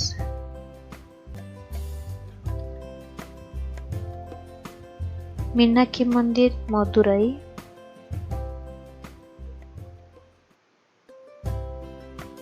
तीन नंबर ख स्तंभ रे केतक पर्वर नाम और ख स्तंभ रे सेही पर्व संपर्कित राज्य गुड़िकर नाम दिया जाइछि। आ सठिक पर्व सहित संपर्कित राज्य को गारटाणी जोड़िबा। बैसाखी है पंजाब रे, पोंगल तमिलनाडु आंध्र रे, बिहू आसाम, दुर्गा पूजा पश्चिम बंग, रथ यात्रा है ओडिशा। 4 नंबर आम जातीय संस्कृति को समृद्ध करुथिबा उपादान गुड़िकर नाम तल चित्र रे लेख। जातीय संस्कृति को समृद्ध करुथिबा उपादान निर्माण कला, साहित्य, पर्वपर्वाणी, नृत्य गीत, ଚିତ୍ରକଳା ଓ ଭାସ୍କର୍ଯ୍ୟ, ବୟନ ଶିଳ୍ପ। ପିଲାମାନେ ଏସବୁ ମନେ ରଖିଥିବ। ସନ୍ଥ କବି ଭୀମ ଭୋଇ, ଭକ୍ତ କବି ମଧୁସୂଦନ ରାଓ, ପଲ୍ଲୀ କବି ନନ୍ଦକିଶୋର ବଳ, ତାମିଲ କବି ଥିରୁବଲ୍ଲୁବର, ବିଶ୍ୱକବି ରବୀନ୍ଦ୍ରନାଥ ଟାଗୋର, ସହବ କବି ଗଙ୍ଗାଧର ମେହେର, କବିବର ରାଧାନାଥ ରାୟ, ଗଣକବି ବୈଷ୍ଣବ ପାଣି, ଅତିବଡ଼ି ଜଗନ୍ନାଥ ଦାସ, ଶୂଦ୍ରମୁନି ସାରଳା ଦାସ। ଆମ ଜାତୀୟ ପର୍ବ ସବୁ କ'ଣ? ଗାନ୍ଧୀ ଜୟନ୍ତୀ, ସାଧାରଣତନ୍ତ୍ର ଦିବସ, ସ୍ୱାଧୀନତା ଦିବସ, ଏସବୁ ହେଲା ଆମର ଜାତୀୟ ପର୍ବ। ଆମ ଜାତୀୟ ସଂକେତ। ତୁମ ବିଦ୍ୟାଳୟରେ ପ୍ରତିବର୍ଷ ପାଳିତ ହେଉଥିବା ଜାତୀୟ ଦିବସର ନାମ ଓ ସେହି ଦିବସ କେବେ ପାଳନ କରାଯାଏ ତଳେ ଲେଖ। ଜାତୀୟ ଦିବସର ନାମ, ମାସ ଆଉ ତାରିଖ।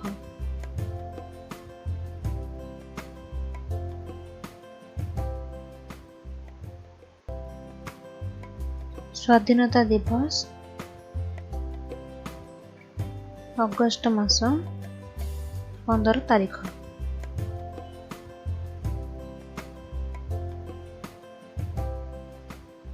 ସାଧାରଣତନ୍ତ୍ର ଦିବସ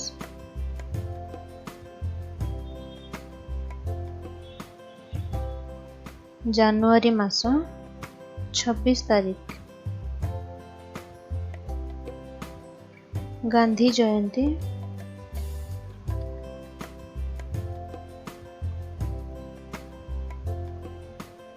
ଅକ୍ଟୋବର ମାସ 2 ତାରିଖ। ତୁମ ବିଦ୍ୟାଳୟରେ ପ୍ରତିବର୍ଷ ଅଗଷ୍ଟ 15କୁ ସ୍ୱାଧୀନତା ଦିବସ, ଜାନୁଆରୀ 26କୁ ସାଧାରଣତନ୍ତ୍ର ଦିବସ ରୂପେ ପାଳନ କର। ସେଦିନ ବିଦ୍ୟାଳୟରେ ଜାତୀୟ ପତାକା ଉତ୍ତୋଳନ କରି ଶୃଙ୍ଖଳାର ସହିତ ଠିଆ ହୋଇ ଜାତୀୟ ସଙ୍ଗୀତ ଗାନ କରିଥାଅ।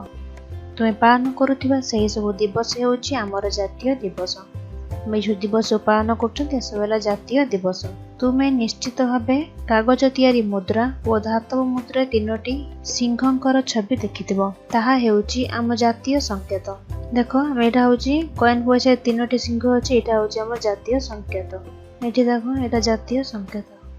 ତୁମେ ଜାଣ ଯେ ଆମ ଦେଶ ହେଉଛି ଏକ ସ୍ୱାଧୀନ ଦେଶ। ପୃଥିବୀର ପ୍ରତ୍ୟେକ ସ୍ୱାଧୀନ ଦେଶର ଜାତୀୟ ପତାକା, ଜାତୀୟ ସଙ୍ଗୀତ ଓ ଜାତୀୟ ସଂକେତ ରହିଛି। ଆମ ଦେଶର ମଧ୍ୟ ଜାତୀୟ ପତାକା, ଜାତୀୟ ସଙ୍ଗୀତ ଓ ଜାତୀୟ ସଂକେତ ରହିଛି। ଆମ ଜାତୀୟ ପତାକାକୁ ତିରଙ୍ଗା ପତାକା କୁହାଯାଏ। ଏଇଟା ହେଉଛି ଆମ ଜାତୀୟ ପତାକା। ଜନଗଣ ମନ ହେଉଛି ଆମ ଜାତୀୟ ସଙ୍ଗୀତ। ଅଶୋକ ଚକ୍ର ହେଉଛି ଆମର ଜାତୀୟ ସଂକେତ। ଆମ ଜାତୀୟ ପତାକା ଚିତ୍ରରେ ଦିଆଯାଇଥିବା ଆମ ଜାତୀୟ ପତାକାକୁ ଦେଖ। ଏଥିରେ ମୁଖ୍ୟତଃ 3ଟି ରଙ୍ଗ ଅଛି। ଦେଖ, ଏଥିରେ 1, 2, 3ଟି ରଙ୍ଗ ଅଛି। ଏହାର ଉପର ଭାଗରେ ନାରଙ୍ଗୀ, ମଝି ଭାଗରେ ଧଳା ରଙ୍ଗ, ତଳ ଭାଗରେ ସବୁଜ ରଙ୍ଗ ରହିଛି। ମଝିରେ ଥିବା ଧଳା ରଙ୍ଗ ଉପରେ ଗୋଟେ ଚକ୍ର ଚିହ୍ନ ଅଛି। ଏହାର ରଙ୍ଗ ଗାଢ଼ ନୀଳ ରଙ୍ଗ। ଏଥିରେ 24ଟି ଅର ଅଛି। ସେ ଗୋଲ ହେତୁ 24ଟି ଅର ଅଛି। ଆମ ଜାତୀୟ ପତାକାରେ ମୁଖ୍ୟତଃ 3ଟି ରଙ୍ଗ ଥିବାରୁ ଏହାର ନାମ ତିରଙ୍ଗା। 3ଟା ରଙ୍ଗ ଅଛି, ତେଣୁ ତାର ନାମ ହେଉଛି ତିରଙ୍ଗା। ଏହାର ଆକାର ଆୟତାକାର। ଆମ ଜାତୀୟ ପତାକାର ଆକାର ହେଲା ଆୟତକାର ଭଳି। ଏହାର ଦୈର୍ଘ୍ୟ ପ୍ରସ୍ତର 1.5 ଗୁଣ। ଉଦାହରଣ ସ୍ୱରୂପ, ପତାକାଟିର ଦୈର୍ଘ୍ୟ 15 ସେମି, ତାର ପ୍ରସ୍ତ ହେଲା 10 ସେମି। ଜାତୀୟ ପତାକା ଆମକୁ କି ବାର୍ତ୍ତା ଦିଏ ତାହା ତଳ କୋଠରୀରୁ ଦେଖ। ଜାତୀୟ ପତାକାର ବିଭିନ୍ନ ଅଂଶ, ତାର ରଙ୍ଗ ଆଉ ତାର ବାର୍ତ୍ତା। ଜାତୀୟ ପତାକାର ଉପରି ଭାଗ, ତାର ରଙ୍ଗ ହେଲା ନାରଙ୍ଗୀ ରଙ୍ଗ। ଏହା କେଉଁ ବାର୍ତ୍ତା ଦେଇଥାଏ? ବୀରତ୍ୱ ଓ ତ୍ୟାଗ।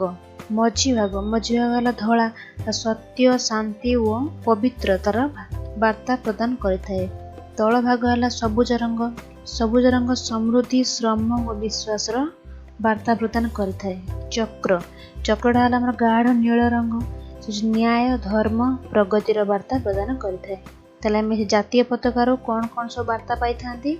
ବୀରତ୍ୱ, ତ୍ୟାଗ, ସତ୍ୟ, ଶାନ୍ତି, ପବିତ୍ରତା, ସମୃଦ୍ଧି, ଶ୍ରମ, ବିଶ୍ୱାସ, ନ୍ୟାୟ, ଧର୍ମ, ପ୍ରଗତିର ବାର୍ତ୍ତା ଆମେ ଜାତୀୟ ପତାକାରୁ ପାଇଥାନ୍ତି। 1947 ମସିହା ଜୁଲାଇ 22 ତାରିଖରେ ଆମ ଦେଶ ଶାସନ ବିଧାୟକ ସଭା ଏହାକୁ ଜାତୀୟ ପତାକାର ମାନ୍ୟତା ଦେଇଛି। ଶାସନ ବିଧାୟକ ସଭା ଜାତୀୟ ପତାକାକୁ ମାନ୍ୟତା ଦେଇଥିଲେ। କେବେ? 1947 ମସିହା ଜୁଲାଇ 22 ତାରିଖରେ। ସେହି ଦିନଠାରୁ ଏହାକୁ ଜାତୀୟ ପତାକା ରୂପେ ଗ୍ରହଣ କରାଯାଇଛି। ଏହା ଆମ ଭାରତର ଏକତା ଓ ସଦ୍ଭାବ ଆଣିଦେଇଛି। ଏହା ଆମ ଦେଶର ଗୌରବ। ପାର୍ଶ୍ୱସ୍ଥ ଜାତୀୟ ପତାକାର ଚିତ୍ରରେ ଠିକ୍ ଭାବେ ରଙ୍ଗ ଦିଅ। ଜାତୀୟ ପତାକା ଉଡ଼ାଇବା ବେଳେ କି ନିୟମ ମାନିବାକୁ ପଡ଼େ, ଆସ ସେଗୁଡ଼ିକୁ ଜାଣିବା। ନାରଙ୍ଗୀ ରଙ୍ଗ ବା ସବୁଜିଆ ରଙ୍ଗ।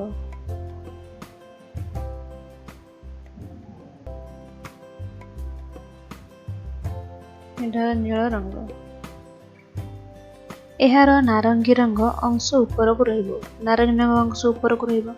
ଅନ୍ୟ କୌଣସି ପତାକା ଜାତୀୟ ପତାକାରୁ ଉଚ୍ଚରେ କିମ୍ବା ଡାହାଣ ପାର୍ଶ୍ୱରେ ଉଡ଼ାଇବା ନାହିଁ। ତା ପାଖରେ ଆଉ କୌଣସି ପତାକା ଉଡ଼ାଇବା ନାହିଁ। ଜାତୀୟ ପତାକା ଜାତୀୟ ଦିବସ ପାଳନ ଦିନ ଉଡ଼ାଯାଇଥାଏ। ଯେଉଁ ଜାତୀୟ ଦିବସ ପାଳନ କରାଯାଏ ସେଇଦିନ ଆମେ ପତାକା ଉଡ଼ାନ୍ତି। ସାଧାରଣତନ୍ତ୍ର ଦିବସ, ସ୍ୱାଧୀନତା ଦିବସ, ଏହି ପତାକାକୁ ଯେକୌଣସି ବ୍ୟକ୍ତି ସମ୍ମାନ ଓ ମର୍ଯ୍ୟାଦାର ସହ ଉଡ଼ାଇ ପାରିବେ। 4. ରାଷ୍ଟ୍ରପତି ଭବନ, ରାଜଭବନ, ସଂସଦ ଭବନ, ବିଧାନସଭା, ସର୍ବୋଚ୍ଚ ନ୍ୟାୟାଳୟ, ସଚିବାଳୟ, ଜିଲ୍ଲାପାଳଙ୍କ କାର୍ଯ୍ୟାଳୟ, ସମସ୍ତ ସରକାରୀ ଅଫିସରେ ସବୁଦିନେ ଜାତୀୟ ପତାକା ଉଡ଼ାଯାଏ। ରାଷ୍ଟ୍ରପତି, ଉପରାଷ୍ଟ୍ରପତି, ରାଜ୍ୟପାଳ, ରାଷ୍ଟ୍ରଦୂତ, ପ୍ରଧାନମନ୍ତ୍ରୀ, ମୁଖ୍ୟମନ୍ତ୍ରୀ ଓ କ୍ୟାବିନେଟ ମନ୍ତ୍ରୀଙ୍କ ଗାଡ଼ିରେ ଜାତୀୟ ପତାକା ଉଡ଼ାଯାଇଥାଏ। ସୂର୍ଯ୍ୟୋଦୟ ଠାରୁ ସୂର୍ଯ୍ୟାସ୍ତ ମଧ୍ୟରେ ଏହା ଉଡ଼ାଯାଇ ପାରିବ। ସୂର୍ଯ୍ୟାସ୍ତ ପୂର୍ବରୁ ଏହାକୁ ସମ୍ମାନର ସହ ଓହ୍ଲାଇ ଆଣିବାକୁ ପଡ଼ିବ। ତାହେଲେ ସୂର୍ଯ୍ୟ ଉଦୟ ଠାରୁ ପୁଣି ସୂର୍ଯ୍ୟାସ୍ତ ପର୍ଯ୍ୟନ୍ତ ମାନେ ସକାଳଠୁ ସନ୍ଧ୍ୟା ପର୍ଯ୍ୟନ୍ତ ଆମେ ତାକୁ ଉଡ଼ାଇ ପାରିବା। ପୁଣି ସୂର୍ଯ୍ୟାସ୍ତ ପୂର୍ବରୁ ଏହାକୁ ସମ୍ମାନ ସହିତ ଆମେ ଓହ୍ଲାଇକି ନେଇଆସିବା। 7. ଜାତୀୟ ପତାକାକୁ ଓହ୍ଲାଇବା କିମ୍ବା ଉଡ଼ାଇବା ସମୟରେ ସମସ୍ତେ ନୀରବ ରହି ପତାକାକୁ ସମ୍ମାନ ଦେଖାଇବେ। ଜାତୀୟ ପତାକାକୁ କେବେ ହେଲେ ତଳେ ପକାଇବା ନାହିଁ। ଚିରି ଯାଇଥିବା କିମ୍ବା ଛିଣ୍ଡି ଯାଇଥିବା ଜାତୀୟ ପତାକାକୁ ଉଡ଼ାଇବା ନାହିଁ। ଜାତୀୟ ପତାକାକୁ କେବଳ ଶୋକ ଦିବସ ପାଳନ ଅବସରରେ ଅର୍ଦ୍ଧନମିତ କରି ଉଡ଼ାଯାଏ। ଆମ ଜାତୀୟ ସଙ୍ଗୀତ। ତୁମେ ପ୍ରତିଦିନ ବିଦ୍ୟାଳୟରେ ଜାତୀୟ ସଙ୍ଗୀତ ଗାଇଥାଅ। ଏହାକୁ କିଏ ଲେଖିଛନ୍ତି ଜାଣ? ତାଙ୍କ ନାମ ହେଉଛନ୍ତି ବିଶ୍ୱକବି ରବୀନ୍ଦ୍ରନାଥ ଠାକୁର। ଏହାକୁ ଗାଇଲେ ଆମ ଭିତରେ ଏକତା ଓ ସଦ୍ଭାବ ଆସେ।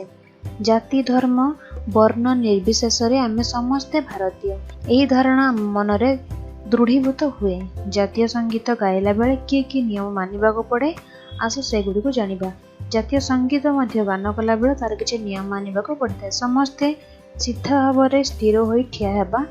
ପରସ୍ପର ମଧ୍ୟରେ ଆଦୌ କଥା ହେବା ନାହିଁ।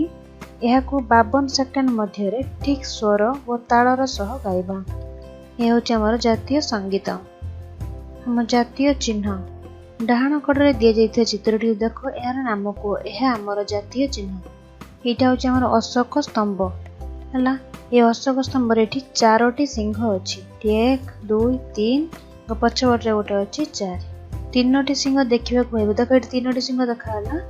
ପ୍ରକୃତରେ ଏଥିରେ 4ଟି ସିଂହ ଚିତ୍ର ଅଛି। ଗୋଟିଏ ସିଂହ ଚିତ୍ର ପଛରେ ଆଉ ଗୋଟିଏ ସିଂହ ରହିଅଛି। ତେଣୁ ଚତୁର୍ଥଟି ସିଂହଟି ଦେଖା ହେଉନାହିଁ। ସିଂହ ଗୁଡ଼ିକ ସାହସ ଓ ବୀରତ୍ୱର ପ୍ରତୀକ। ତାହେଲେ ସିଂହ ହେଉଛନ୍ତି ସାହସ ଓ ବୀରତ୍ୱର ପ୍ରତୀକ। ସିଂହ ଗୁଡ଼ିକର ପାଦ ତଳକୁ ଚକ୍ର ଚିହ୍ନ ଓ ଚକ୍ରର ବାମ ପଟରେ ଗୋଟିଏ ଘୋଡ଼ା ଓ ଡାହାଣ ପଟରେ ଗୋଟିଏ ଷଣ୍ଢର ଚିତ୍ର ଅଛି। ଦେଖ ଏଇଠି ହେଉଛି ଗୋଟେ ଘୋଡ଼ା ଚିତ୍ର ଅଛି, ଏଇଟା ହେଉଛି ଗୋଟେ ଚକ ଚିତ୍ର, ଏଇଟା ହେଉଛି ଗୋଟେ ଷଣ୍ଢର ଚିତ୍ର। ଘୋଡ଼ା ଶକ୍ତି, ଷଣ୍ଢ ଦୃଢ଼ତାର ସଂକେତ ଦିଅନ୍ତି। ଚକ୍ରର ଠିକ୍ ତଳକୁ ହିନ୍ଦୀରେ ସତ୍ୟମେବ ଜୟତେ ଲେଖାଯାଇଛି। ଦେଖ ଏଠି ସତ୍ୟମେବ ଜୟତେ ଲେଖା ହୋଇଛି। ଏହାର ଅର୍ଥ ସତ୍ୟର ଜୟ ହେଉ। ଏହିସବୁ ଗୁଣ ଆମ ଦେଶର ଲୋକମାନଙ୍କ ଚରିତ୍ର ଓ ବ୍ୟବହାରରେ ପ୍ରତିଫଳିତ ହେବା ଉଚିତ। ଏହା ବ୍ୟତୀତ ଆମର ଆଉ କେତେକ ଜାତୀୟ ସଂକେତ ଅଛି। ବାଘ ହେଉଛି ଆମର ଜାତୀୟ ପଶୁ। ବାଘ ହେଉଛି ଆମର ଜାତୀୟ ପଶୁ। ମୟୂର ଆମର ଜାତୀୟ ପକ୍ଷୀ। ମୟୂର ହେଉଛି ଆମର ଜାତୀୟ ପକ୍ଷୀ। ପଦ୍ମ ଫୁଲ ହେଉଛି ଆମର ଜାତୀୟ ଫୁଲ। ଅଭ୍ୟାସ 1 ନମ୍ବର। ତୁମ ବିଦ୍ୟାଳୟରେ ପାଳିତ ହେଉଥିବା ଜାତୀୟ ପର୍ବର ନାମ ତଳ କୋଠରୀରେ ଲେଖ।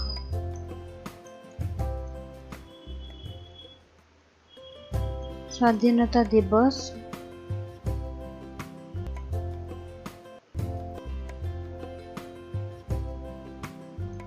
ସାଧାରଣତନ୍ତ୍ର ଦିବସ, ଗାନ୍ଧୀ ଜୟନ୍ତୀ।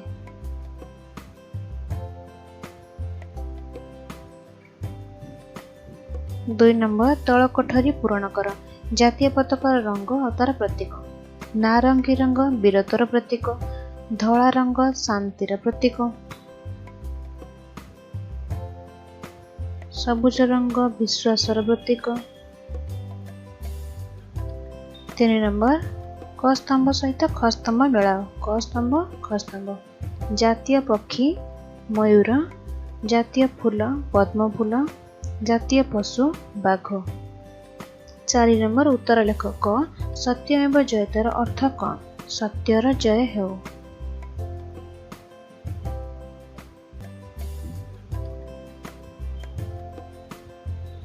ख जातीय संगीत केते समय मध्यर गान करा जाए? 52 सेकेंड। ग अशोक चक्र आमको क्यों वार्ता दिए? न्याय, धर्म, प्रगति। किए जातीय संगीत रचना करथिले? रवींद्रनाथ ठाकुर। विश्वकवि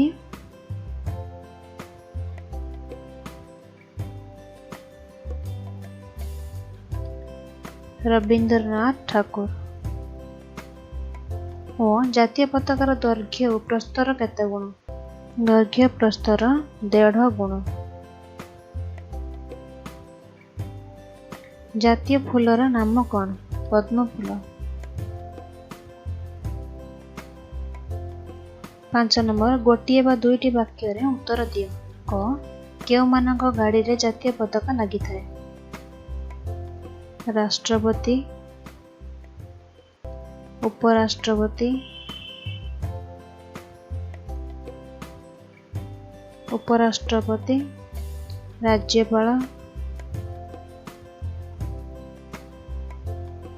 राष्ट्रदूत,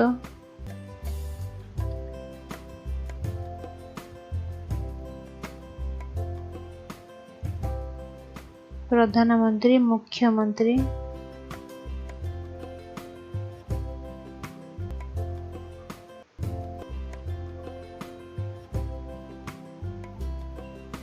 कैबिनेट मंत्री को गाड़ी रे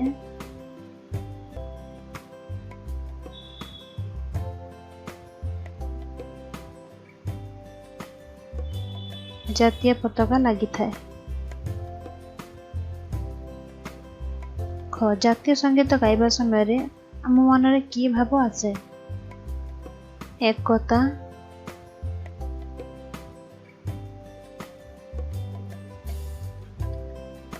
वो सद्भाव आसे।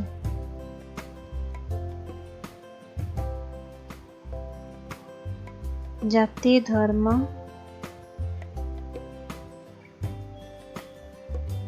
वर्ण निर्विशेष रे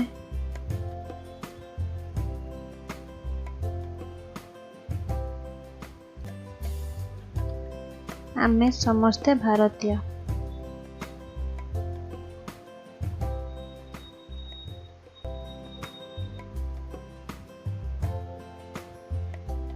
एही धारणा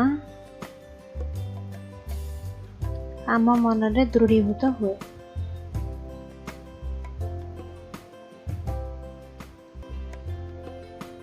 ग केउं समय जातीय पताका को अर्धनमित करी उड़ा जाए? शोक दिवस पालन समय।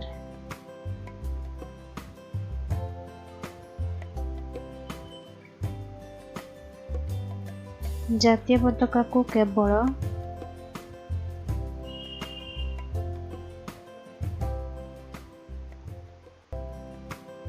शोक दिवस पालन अवसर रे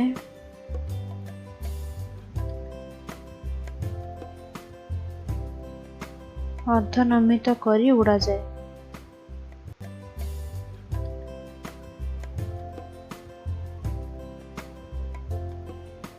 पिला माने आमे तो विषय वस्तु को पढ़िले, विषय रे थिबा समस्त प्रश्न उत्तर विषय मध्ये जानिले। एबे तुमे माने वीडियो को बारंबार देखिबा, प्रश्न उत्तर सब भलो भाबरे अभ्यास करिबा।